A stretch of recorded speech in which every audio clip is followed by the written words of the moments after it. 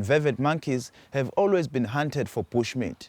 But hunting baboons for their meat is very uncommon because of their association with witchcraft. Witch doctors in Swaziland use them for various rituals, and even game rangers in that country take their supposed supernatural powers seriously. Everybody who wants to perform his or her witchcraft, then they usually take a ride on the back of the baboons. So, taking into account all the cultural taboos associated with the animal, it came as a surprise to learn that a female baboon had been killed for its meat by Zulu hunters in rural KwaZulu-Natal. Destined to be sold to a witch doctor, her 4-week-old youngster was rescued from a rural hut by Ezemvelo KwaZulu-Natal Wildlife staff who brought him to Crow in Durban, where his rehabilitation could take anything up to 4 years. Robbie, as the new arrival is now known, would certainly have died if he had not been temporarily adopted by Mabel Watts, primate manager at Crow. He's become such a part of my life in the time that I've had him. You know, he trusts me completely. It makes you sad to think that somebody killed his mother and put him in the situation that he is in now. If he gets taken away from me, he cries, and it upsets me as much as it upsets him. But you obviously have to have a break from him. You can't look after him 24/7. But perhaps this is where the analogy with a human baby ends. He is extremely hyperactive, and he shows a natural instinct for foraging. He'll be playing around like this, but you'll see every now and then he looks up to see where I am.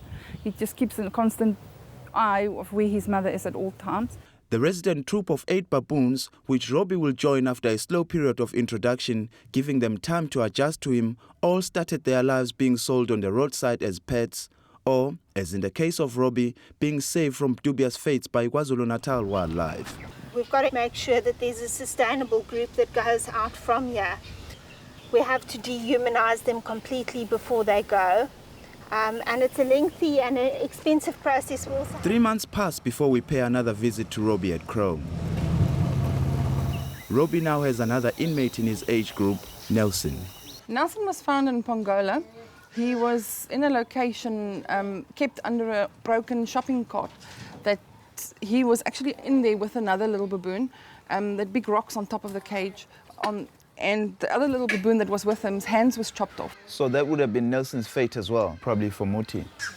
It's hard to believe that even after 4 years of painstaking rehab, a group of adult baboons like this can only be released if a suitable location is found, because rehab permits given to centers like Crow allow animals of this nature to be kept until they are ready as a self-sufficient group to fend for themselves in the wild. Ideal locations are those that are as far removed as possible from human contact, which are becoming increasingly difficult to find.